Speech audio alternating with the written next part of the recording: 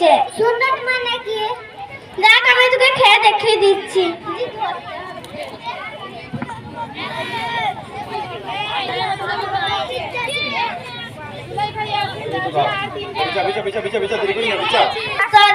বিছানো নাম্বার 2 হাতের কবজি পর্যন্ত ধোয়া। নাম্বার 3 এক হাঁটু তুলে কিংবা তাসাহুদে বসা। নাম্বার 4 হেলান দিয়ে না খাওয়া। নাম্বার 5 খাওয়ার পূর্বে দোয়া পড়া।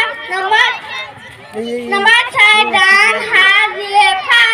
নাম্বার 7 3 আঙুল দিয়ে খাওয়া। নাম্বার 8 নিচে সামনে থেকে খাওয়া। নাম্বার 9 রাত্রি গরম খাদ্য না খাওয়া। নাম্বার 10 খাবারে কোনো দোষ বা রুচি না ধরা। নাম্বার 11 যদি কোনো নোংরা পড়ে যায় তা দিলে পরিষ্কার করে খাওয়া। নাম্বার 12 পাত্র আঙুল চেটে পরিষ্কার করে খাওয়া। নাম্বার 13 খাওয়ার পর দোয়া পড়া। নাম্বার 14 খাওয়ার হাত ধোয়া ও কুল্লি করা।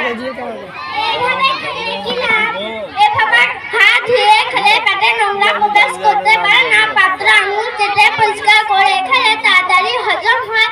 খাওয়ার পূর্বে দোয়া পড়লে ভাতে বরকত দেয়। খাওয়ার পর আলহামদুলিল্লাহ বলে আল্লাহর শুকরিয়া আদায় করা হয়। আমি কোনোদিনও খাই না। আমি যেদিন ধরে শিখেছি সেদিন ধরে এভাবেই খাই। তাহলে চলে বল খেলতে যাই। আসসালামু আলাইকুম ওয়া রাহমাতুল্লাহি ওয়া বারাকাতুহু। ওয়া আলাইকুম আসসালাম ওয়া রাহমাতুল্লাহি ওয়া বারাকাতুহু। মাশাআল্লাহ, আমাদের বাচ্চারা এতক্ষণ দেখালো খাওয়ার সুন্নত পদ্ধতি।